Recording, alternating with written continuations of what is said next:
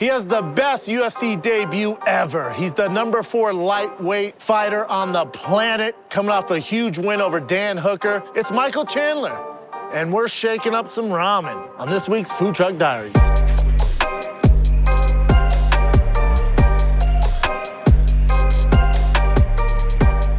My man, all the way from Abu Dhabi, not a scratch on your face. I say the best UFC debut ever. I'm not claiming that, but I have heard that a few times. So yeah, I shout it from the rooftops. It's good. You know, people have their arguments, but man, as far as the pressure you were under, former world champion, come from another big organization, tough matchup, you know, on a Conor card, you kind of, you know, stole the card with that knockout. Like, it was tough. Yeah, it was definitely good. I mean, I think it was the right opportunity. I mean, the biggest platform I could have ever asked for. Dan Hooker was the tallest test, literally and figuratively, that I didn't. I mean, there was a lot of other names being thrown around that I would have jumped at a lot quicker than Dan Hooker. Yeah, because that's what I want to talk about. Because when you were on the show last time on Food Truck, you know, we were thinking Conor, Gaethje, or Ferguson. Yeah.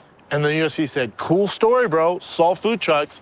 Here's Dan Hooker. Yeah. Like, I was surprised with the Dan Hooker one.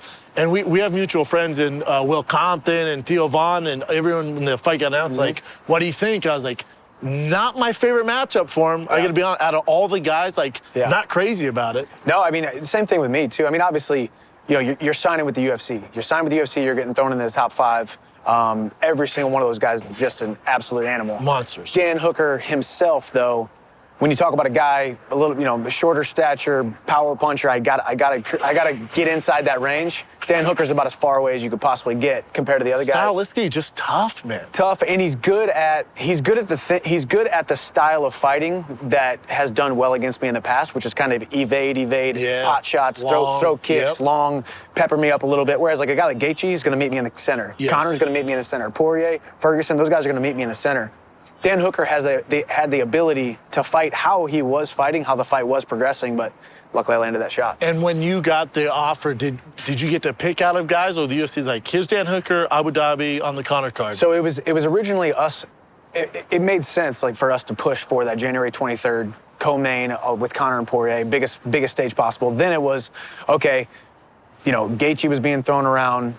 Ferguson had just lost to Oliveira. Oliveira wasn't going to turn around that quick. Although I do believe they offered it to Oliveira, but it just wasn't going to happen. He said it wasn't enough time, and right? I completely agree with him. Yeah, that's fine. But Dan Hooker was always a name that was being thrown around. Dan Hooker, I think himself, he had been offered the fight, or at least, hey, train for January 23rd, you're probably fighting Chandler. Then a couple weeks went by where they were still maybe talking to Gaethje or whatnot. I mean, I was staying ready. I was preparing to fight Gaethje or Hooker, hoping it was going to be Gaethje. Turns out it was Dan Hooker, and the rest is history. Either way, we're on this side of it with a win, and that's good. You're here, man. Yeah, that's good. Going in, a lot of people say, like, coming into the UFC, there's, no matter who you are, there's UFC jitters. You've heard a lot of veterans be like, it's just different when you get to the UFC. Was it different for you? It was different, but it was not harder. Like, I honestly can tell you, right, and it's interesting, too. Like, if you really kind of unpack the pressure that comes along with a fight, I believe, and this is my same thing with wrestling as it is with fighting. Fighting a guy that I'm supposed to beat is actually much more nerve-wracking than a guy, I'm making my UFC debut on a huge platform against Dan Hooker. I pretty much have nothing to lose. So yeah, I think you were an underdog. I was an underdog. Yeah, so it's like, slight underdog. Listen, everybody out there didn't think I was going to win, thought I was a B-League fighter coming from a different organization. I hadn't proved myself, so all I had to do was go out there and compete. It was a bunch of fights before that when I'm supposed to go out there and finish a guy in the first round. That's when I more get pressure.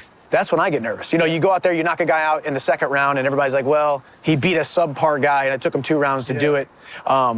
Going out there fighting Dan Hooker, man, I felt free. I felt at home. It was the most loose I'd ever been. Almost uncomfortably happy, like smiling. My coaches were kind of, we talked about it after the fight, they were kind of like a little nervous, I bet. They were a little bit nervous that I was almost just taking it in stride and too comfortable. Too comfortable.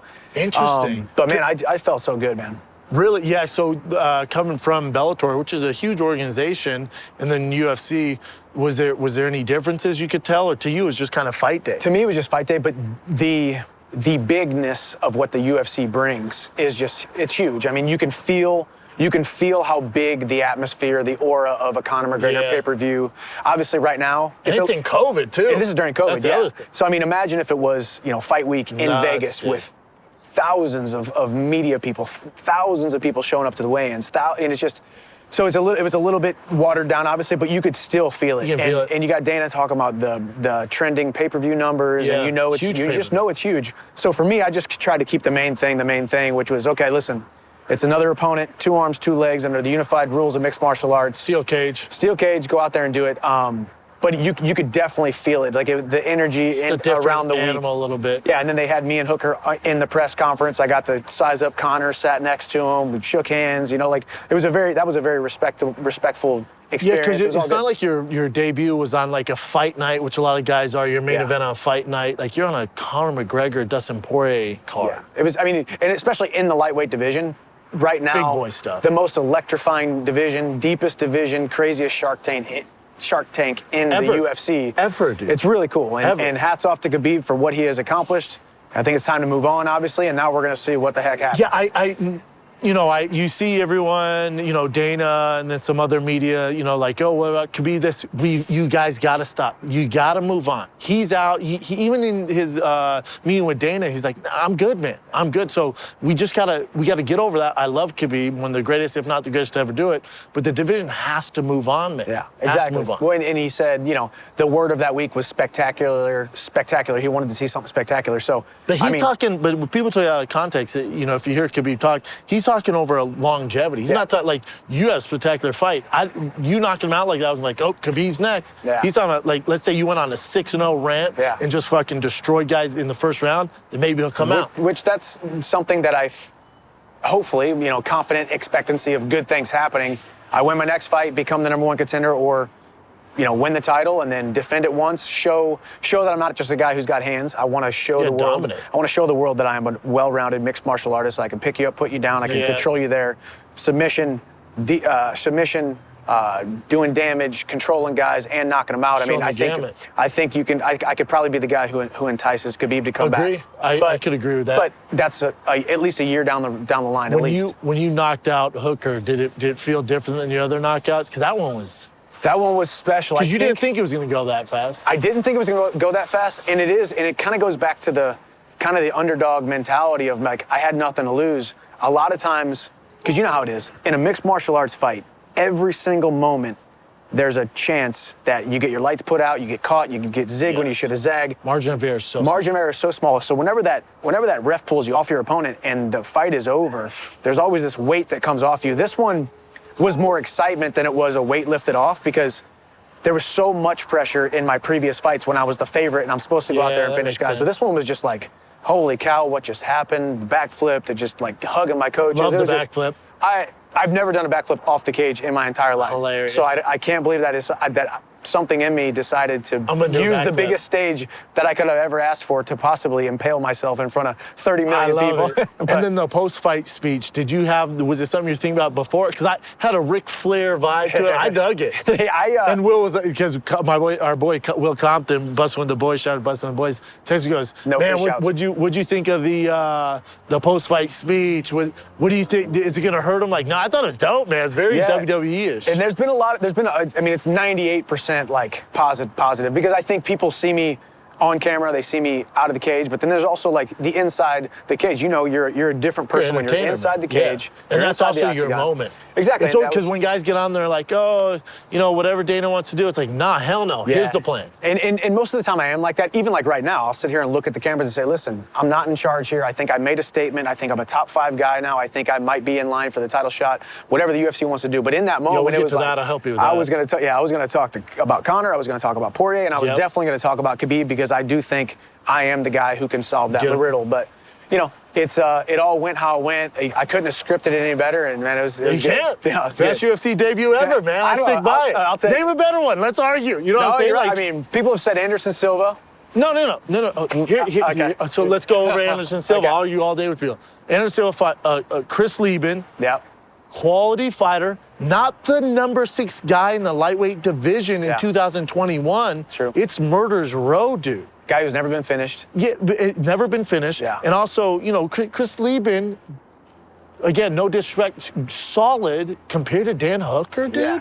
And Dan you're Hooker hasn't been finished. Sorry, he has been finished, just not knocked out today. Just knocked out. Yeah, sorry. But then also, Chris Leeman's not coming from all this pressure. I know you didn't feel the pressure, but dude, you're the face of Bellator for years. You're a former world champion. You come over. The UFC's not doing you any favors. Yeah. With Anderson Silva, he came from Pride and stuff like that. And guys, if you're hardcore, knew he was talented. And Chris Lehman was the perfect matchup for him. Yeah. Hooker's not. I don't give a. You knocked him out cold. He's not a good matchup. You guys fight 10 times, that fight probably doesn't go like that 10 times. That's a tough fight. That's a tough fucking matchup. I think one of the biggest things, too. It's a bad argument. Yeah, I think the biggest amount of pressure came from me realizing that I made that decision to go to the UFC when I had everything already at my... Yeah, you've been good. You didn't have to do it. I was the face of an organization, the poster boy. I had a great contract. I would have continued to have great contracts, would have had more predictable, not probably, but definitely easier fights in the long run over a 10-fight period. I made a decision to bet on myself, take a chance on myself. I left the relative uncertainty of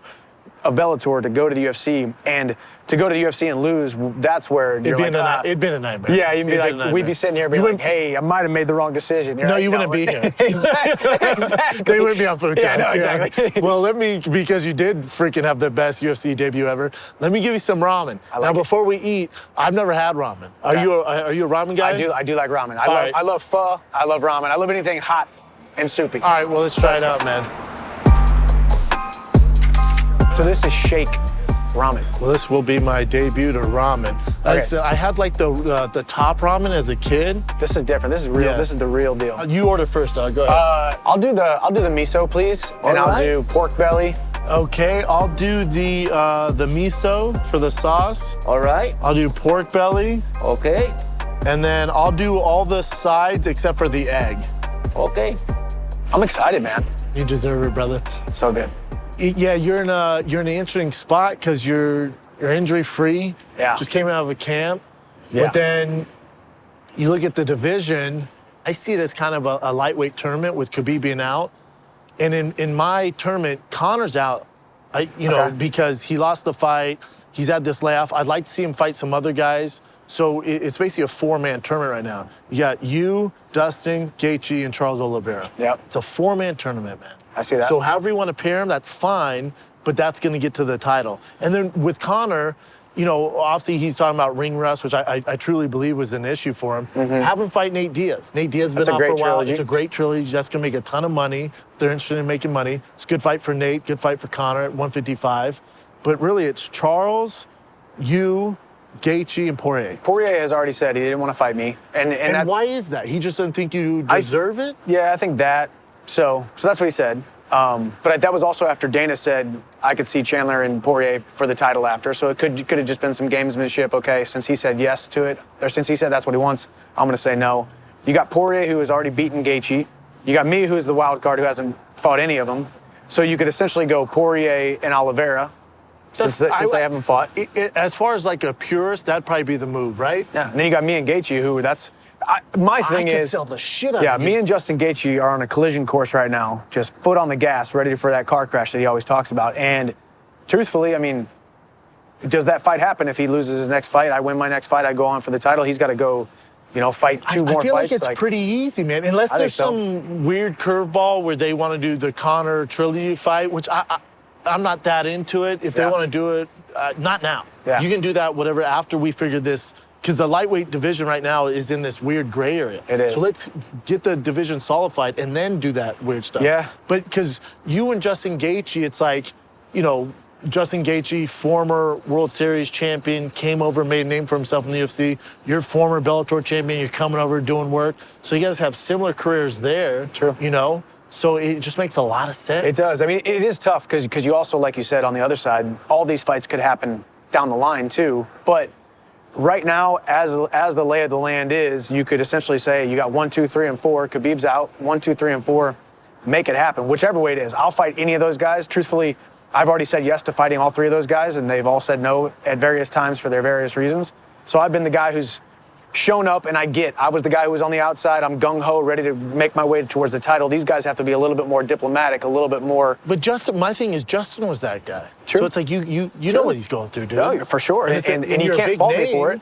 And you just had, you're one of the most talked about fighters right now, well, especially 2021. Well, especially now, and I only say this because I couldn't really say it before. I got the whole, hey, Michael Chandler's an outsider. We don't know how good he's going to be. Still at this point, we don't know how good I am, right? But I am number 4 in the world. You can't really deny the fact that I'm in the rankings now. 100%. And you can't really say no to a fight with me like you could when I was the new guy coming in. You're kind of damned if you do, damned if you don't, because you went in there and knocked him out, they're like, well, we don't know how good he is. Fuck, I mean, you knocked him out. So what, you wanted to see a 15-minute war, But then if that would happen, well, we went to war with number 6 guy, so it's like you're damned if you do, Well, that's the thing, too. It's like, with all due respect to Dustin Poirier, it took him 25 minutes to not be able to put away a guy that I put away in 2.5 minutes. On average, it takes Dan Hooker's opponents 122 significant strikes to beat him, and it took me 17, and he was on the ground after the big feather in your cap, man, because Dan Hooker's no punk. So he also don't have the exhaust on your car. Yeah. All right, let's do this. This is it, boss. Which one's which? This is yours, buddy. Oh, thank you, sir. Please shake it really well before you eat it, okay? Oh, shake it? Is there like a broth? What do you do? Did he vacuum seal this thing back on? That's freaking cool. You just shake it? It's gonna explode. Shake weight. Like a broth? Shake weight. Yeah, it's like a shake weight. It's like the shake weight, man. Yeah, the food trucks, it's been tough. COVID, we got a donut truck, churro truck. Right. You got these. We did these wet noodles. Let's be real. You got pasta. You got Asian pasta. There's nothing ramen about this. I've never even had ramen, but I know this isn't ramen. Shout out to this ramen truck, though. Appreciate you guys. Shake. Yeah, the shake weight ramen. Shake weight ramen. Yeah, we did crab cakes last time. I know, dude. We're gonna feel better. I got sick from those. We're gonna feel better after this one. A little less heavy. How was the food in Abu Dhabi? So actually, I will say, and this is, obviously the guy who came from outside the UFC, man, the UFC just hooked it up. Every single meal was set. Oh, yeah? I got 3 square meals a day, which not really square. They were tiny little meals because I was cutting weight. You like your crouton? But, you show up it shows up at your door at 7 a.m., whatever time you want it. And then, so we ate the trifecta meals for, every meal. And then once we got done, Henry, my coach Henry Hooft, he's a man of the people, so he always makes great friends. He made really great friends with the chef there. So we essentially had access to whatever food we wanted. Wow. So he made me like a really good pasta. That's cool, man. We had 36 hours after weigh-ins. God, that's a long time. Yeah, people in the States probably didn't realize it because it was, but I fought at 8:30 a.m., which was prime time for you guys, Saturday night. So that means we weighed in at 3 p.m. on Friday, had all day till 3 p.m. on Saturday, and then I didn't fight till 8:30 a.m. So it was like a solid 40 hours. Was that better for you so you can recover more? I loved it. Yeah, I loved it. It looked good. Yeah, I felt great. I made sure I didn't overfill myself, which I have done in the past. Did you watch the main event from the back? I watched it from cage side. Oh, damn, baller. I was waiting, man. I was like, and what was your thoughts on that fight? I'd be interested to hear your take. I always like watching fights in person because I think when you watch it 3D or what's that called? I guess it's 3D. On when TV? You watch it, when you watch it in person compared to when you watch it on TV. You watch it on TV, it just looks faster. They look stronger. They look more powerful. They almost look more. As more. a fighter, I'd rather watch it in person because it makes them human. That's exactly what I was. Because when you watch on TV, you're like, Jesus, man, how am I going to beat this guy? This guy looks ridiculous. And then all of a sudden you watch a cage side and you're like, they're not that fast. But as a viewer, I'd rather watch on TV. 100%. Yeah. But I get what you're saying. When I went out there to watch the fight, they didn't look slow. They got world-class athletes, Conor and Poirier, but they looked slower. They didn't look like superheroes. They didn't look like superheroes. It was good for you to see in person. Yes. And then, obviously we saw how the fight went, but. And were you surprised by anything? I wasn't really surprised. I mean, the only thing I was surprised about is how quickly things went south for Conor. It went quick, right? I thought Conor looked exactly like he needed to be. First round, he was calm, composed. He was landed some good shots. He was razor sharp, which that's a testament to Poirier's chin. And then all of a sudden it was like, wait a second. His leg went out and gave out on him. And then he essentially got hit with a couple shots. And the thing about Poirier is if you watch his fights, when he gets a guy up against the cage, he is a killer. He's going to work. He goes to work hard, and he's going to hit you with like 25 shots, and he's not letting up, and he doesn't get tired. Yeah, So, I guess I was more. I thought Conor's boxing looked good early on. He didn't look as fluid to me as he usually does. You know, he did say ring rust was a factor, which I definitely think so. And the leg kick, it's not like that's something new. Like, we all know about that leg kick. I just don't, you know, maybe he's just doing too much boxing or just not working on it. And what I don't want to have happen is we take credit away from Dustin Poirier, because that was a fantastic win. It was phenomenal win, especially just the versatility of what he was able to do, breaking down the legs, the defense, and eating the shots from Conor, letting Conor wear himself out, and then just keeping the pressure on him. You know, mentally, kind of, they pointed at each other a couple times. They were talking. He was out having fun in there. And then when he got up against the cage, it was a wrap. But I think, and I kind of want to do a breakdown of the difference, because if you watch the way I check those leg kicks, for me, those low leg kicks, if you try to plant and make it land Angle on, out. yeah, it really just, you're planting your foot to make your leg a more solid thing to impact with his shin. Whereas me, I just pull it. I pull my knee back to my hip, or my knee back to my butt. And if you go back and watch, you can see one or two where I just pull it back. So that way it's loose, and if it hits, it just kind of smacks it instead of kind of rolls landing. with it instead of taking the damage. Not that I am an expert at checking them. That's my way of doing it, just because I have such a boxing stance. So when my feet aren't straight, my left foot is always a little bit cocked inside. Yeah. So for me to turn my leg out, I have that extra rotation that's, my brain just doesn't work that way. So I just pull it out. And were you guys all together during the press conference?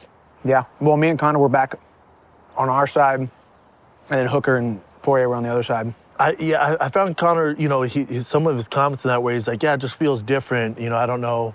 He's like, I'm gonna have to sit on it for a while. It doesn't feel like, you know, a normal loss, something like that. Mm-hmm.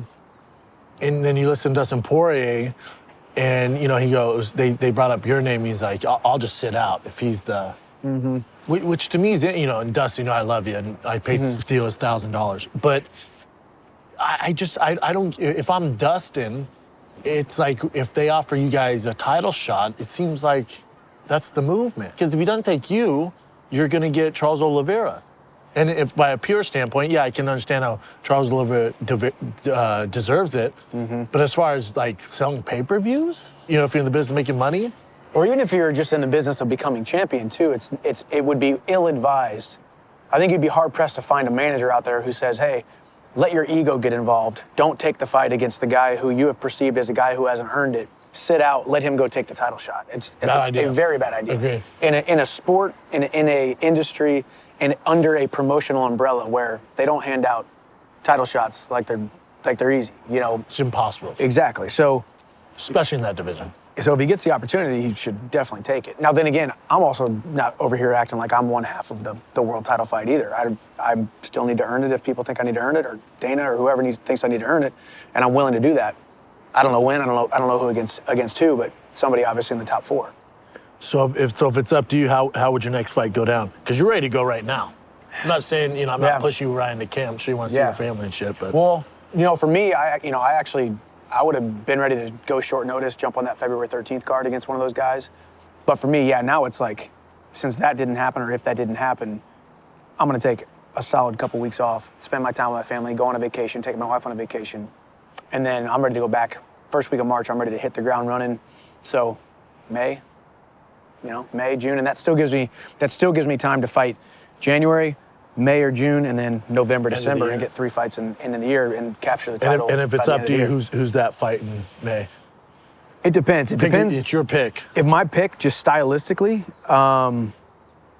either I think Poirier or Gaethje. I think they both stylistically I match up really well against. I'd love to either of see those fight guys. Justin Gaethje. Yeah, That's I like a the great Gaethje fight. I like the Gaethje fight a lot. I think, as you said, both guys who came from outside organizations, he has proven his worth.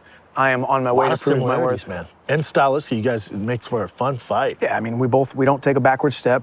Both just tough guys. We're both cut from the same cloth, truthfully. Correct. Right? We're small town wrestlers. Like, it was actually cool when I went out to the first fight with him and Khabib, and I was the backup.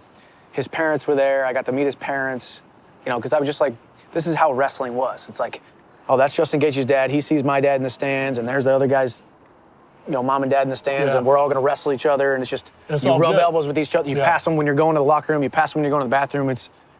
I got no problem with being cordial with these guys because it doesn't increase or decrease the likelihood of me going out there and getting my hand No, raised. yeah, you it's know? all good. So Have you, Dustin Poirier being, he trains at ATT, Florida guy, you were at ATT. Have you guys ever crossed paths in training or anything, ever? we haven't. Only not. I'm surprised. Not in training. I did my first couple months of training when I went down to ATT with Tyron Woodley, Ben Askren. I don't know if Poirier was even there at that point. I think he was still shaved head Dustin Poirier. With Tim Crowder? Yeah, down in L.A., or Louisiana. Louisiana, yeah. And so I don't think we ever did. And then we've crossed paths, he alluded to it on Theo's podcast too.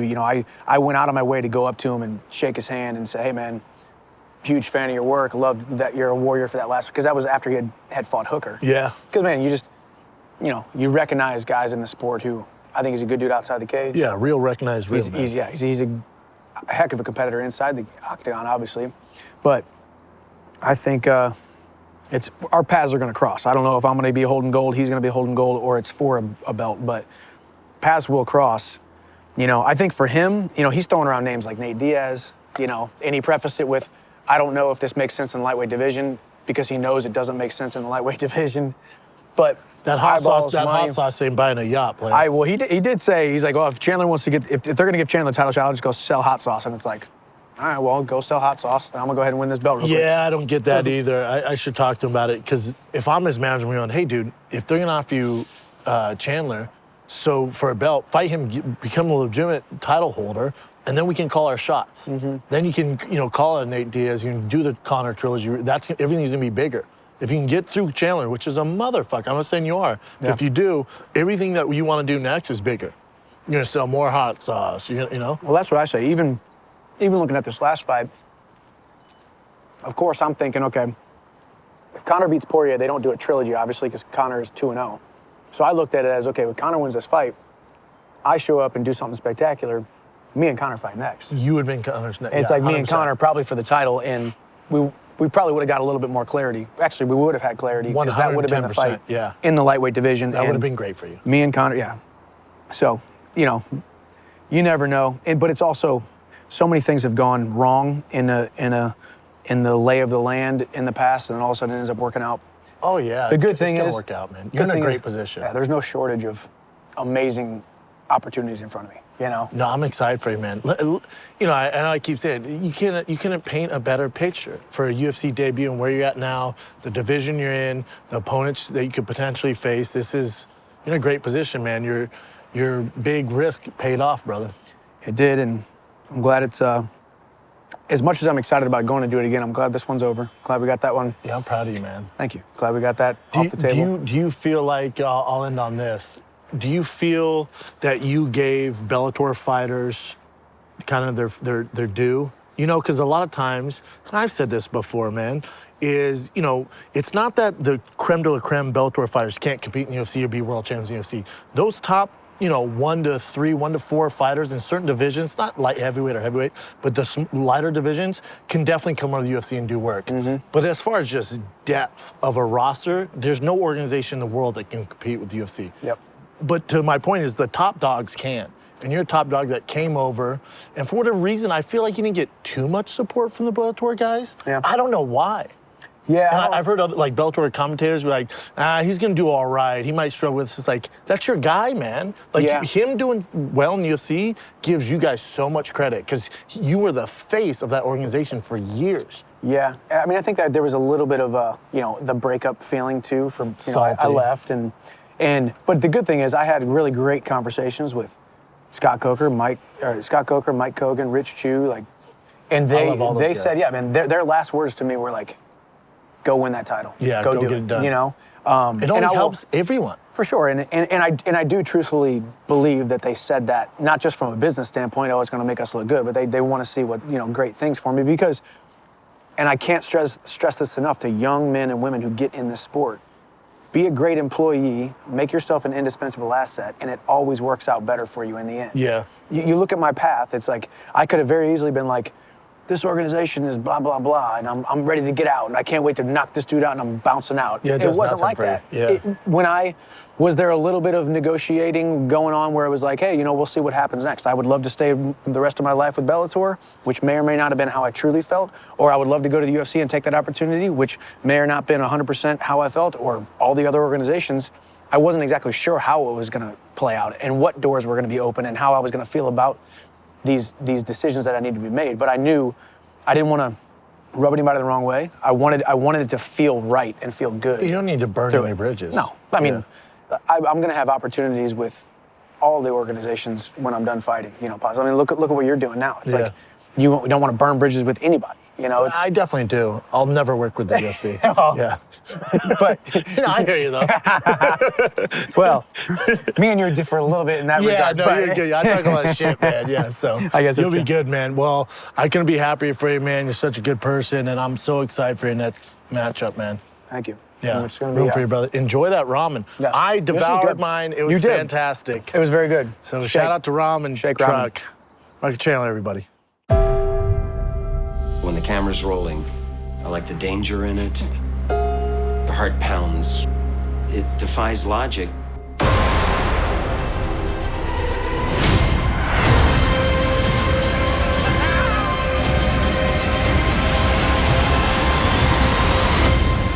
It's thrilling to me.